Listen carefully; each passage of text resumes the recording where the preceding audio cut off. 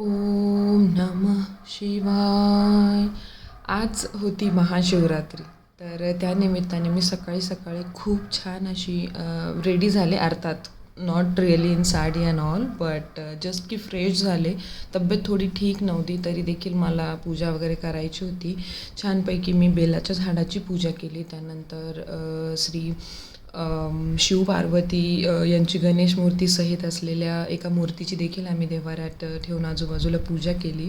तर आज mummy papa ते येणार होते सगळे, त्यामुळे आम्ही खुश होतो. अधिष्ठासुद्धा फार आनंदी होती. ते आल्यानंतर एकतर सगळ्यांचाच उपवास होता. सगळ्यांचं चहापाणी झालं, सगळेजण फ्रेश झाले आणि मस्तपैकी मी ॲज अ स्टार्टर म्हणून त्यांना साबुदाणा वडे दिले.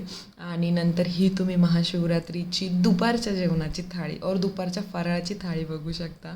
नंतर अधिष्ठाची अशी छान तिच्या आजोबांसोबत मस्ती चालू होती. तिला महाकालचा शर्ट आणला होता तिच्या मामा आजोबांनी, तो घातला. नंतर खौट म्हणून भेटतं ते पप्पांनी तयार केलं.